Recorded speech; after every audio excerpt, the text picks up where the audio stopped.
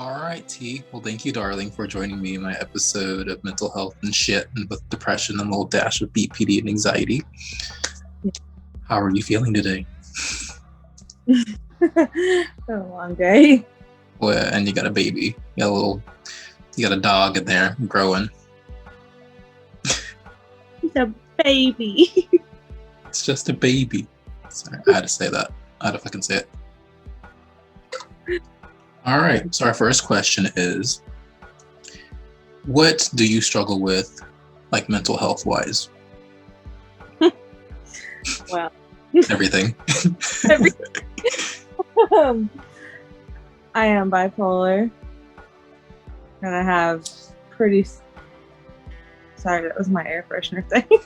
I'm still getting used to it. I have pretty severe anxiety and ADHD, ADD. Damn, that's a whole motherfucking cocktail. So I guess, how do you deal with it? Meds for one.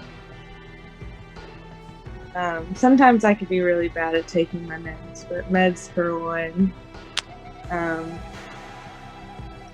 don't know, I think just over the years, like I am 27 now, so I've learned different like ways to kind of slow myself down when I get too fast, or whatever. And my fiance obviously helps a lot, especially when I start having a lot of anxiety and panic. Yeah. Crazy. Different ways. I can't say I'm the best at managing it. I'm not. I'm a pretty big mess, but I also have kids, so.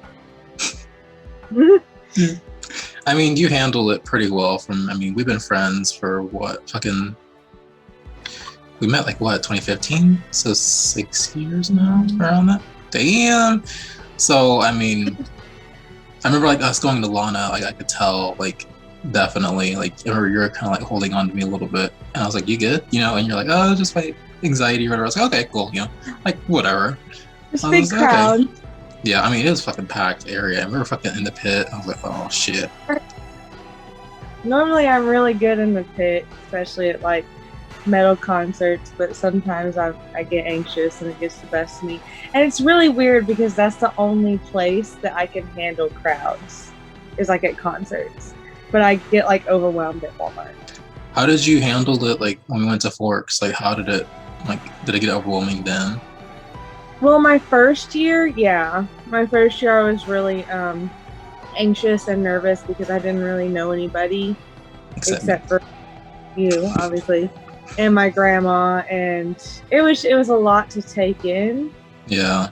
But it got easier over the next year and the next year. Mm-hmm. It obviously got a lot easier. You see how comfortable I am there now. I just tried to make friends with whoever I could, because generally you make friends over the internet. Sure. So there's a few little shady ones in there, Sips wine. Let me get my hospital cup. Yep. Yeah, when I met you, of course, I've been talking fucking forever. And so I was excited to meet you and stuff, but it was just I was a little nervous. Everybody, not trying to toot my own horn, but I was really famous kind of, in the community. So everybody wanted to meet you. Yeah. And so I loved it, but I was just oh fuck. It was so many interactions, and I was I liked it because everybody was nice, but it was kind of overwhelming, and I was fuck. I was okay, it's when you, I was looking at you, I was bitch, pull me out. I had to drag you away from several situations. Yeah, I was get me the fuck out of here, please. But it was sweet. Nothing against everybody who wanted to meet me. It was just it was an overload, Yeah, and I was just fuck. I couldn't. I don't know. That was the one thing about me becoming more social, talking to more people online, so I would be more comfortable there. Yeah. If everybody wanted to meet me in person and take pictures, and I'm whew, I can talk on the internet, but I don't know about in person. That's a lot to ask. Exactly. Yes, I understand that completely.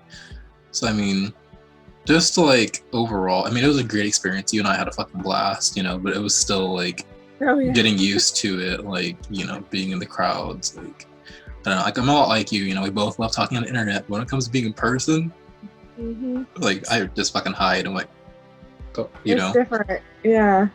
It is like it's just like I said, nothing against people we met. It's just like it's overwhelming. It's like oh, like I don't get how the fuck them cosplayers do it, but I give them applause because shit. I know, seriously, that's a lot of people.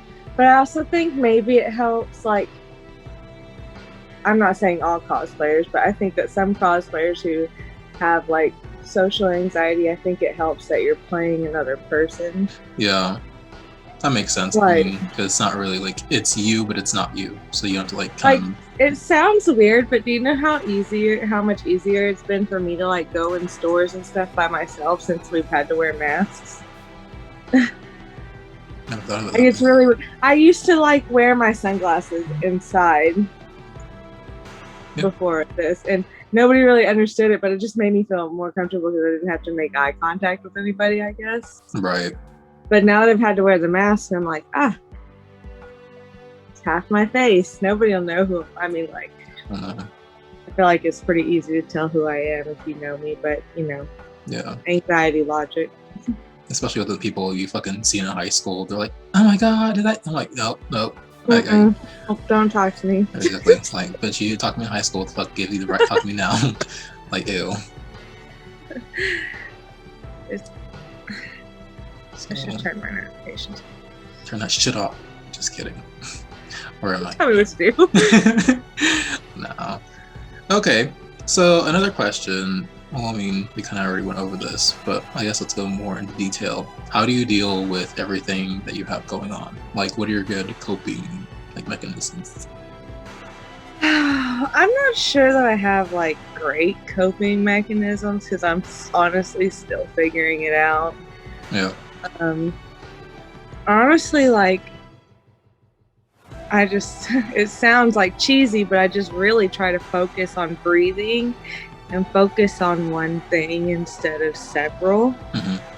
Because if I let myself go, like, and think about this, and this, then I'm going to start going crazy. So I have to try to make myself focus on one thing. And there's a lot of times that when I start to panic that I can't get myself to focus on that one thing. And that's where Rio comes in. He really helps with that a lot. You know, he'll sit down with me and, you know, remind me to breathe and take deep breaths. And he'll really just make me focus on him. And it's hard not to focus on him when he's in my face right there. Yeah. You know? It's kind of like other than that, like, when I'm not pregnant, I do have a parachute med. Like, I have something to take when I can't handle it. But I try to handle it the best that I can. Yeah. I mean, hey, you're doing good. You made it this far in life. Shit. I try, you know. I always try to tell people, focus on one thing, because that's like the only mechanism I found for myself that will like actually kind of work. Yeah. I mean, it's good to kind of have something to ground yourself with, and especially with somebody there to help, it also like helps so much more, you know. So I mean, doing the best we can. But hey, like I said, you're doing very well, and I'm proud of you.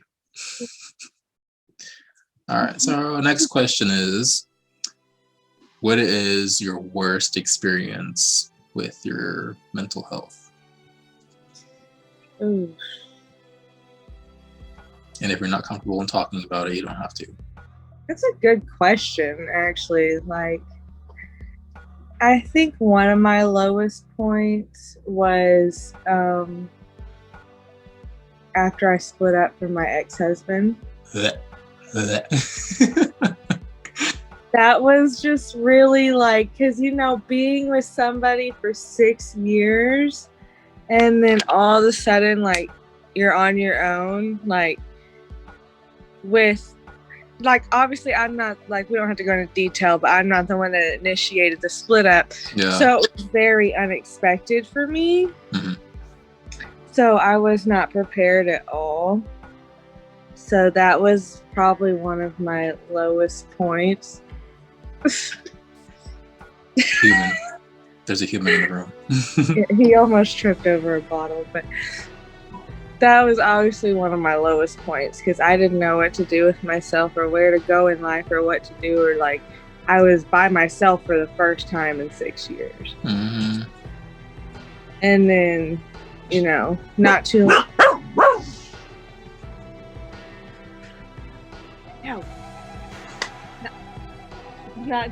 after my split up, obviously I had my panic attack where it put me in the hospital, and that was pretty like I was even terrified to tell them like what was wrong with me because I felt like they were going to tell me that like, oh, that's ridiculous. Right.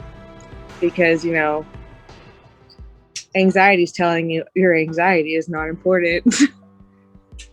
And so, yeah, that I think that might be one of my worst experiences because those were some pretty low points for me.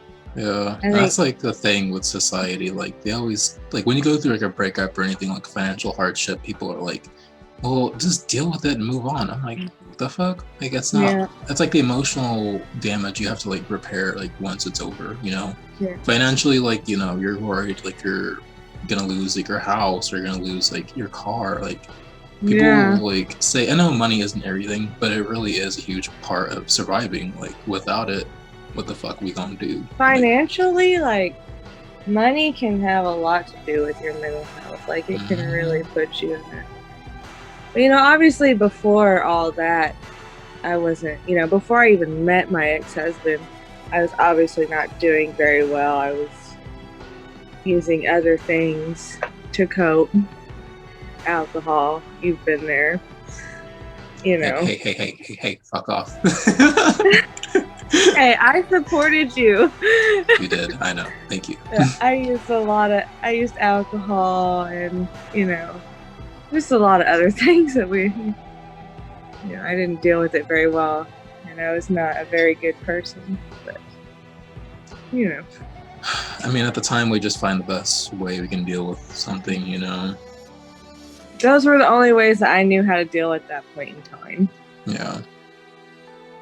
And I don't really make excuses for it, but it is what it is. And I've moved on past all that. I got married, had a kid, got divorced, had another low point, but I still took care of my kid. And now I'm getting married again with another kid on the way. That's sweet. He's over here tooting his own horn. So, okay, our last question. It's actually went by really quick, which is crazy. What were some resources that you found to help you? Besides me. Resources. Obviously, I'm not very good at talking about what's, like when there's something wrong with me, I'll kind of shut down and not tell anybody that something's wrong with me. Yeah. You know that very well because you're the same way. Yeah, exactly. And, but, you know, I do have very, very good friends that can tell when there's something wrong. Like you, obviously, Caitlin. Y'all are very good at telling when something's wrong. My mom was also a good support system for me. Like after my divorce, she really pushed me to get like to the doctor and into like finding the right medication because what I had been on obviously was not working for me. Yeah. But I didn't personally seek like professional help as in like hotlines and stuff. I had other people push me to go figure out like the right medicine, and then I took my own initiative and I did it. And you know, I went to the doctor and then I went to a psychiatrist and all that good stuff. So really it was like my little circle that was my own support. Yes. I mean, hey, at least, like you had a good support system and everything to help you through that. I mean, that was a crazy ass time. Like, what the fuck? Like, it was just Yeah.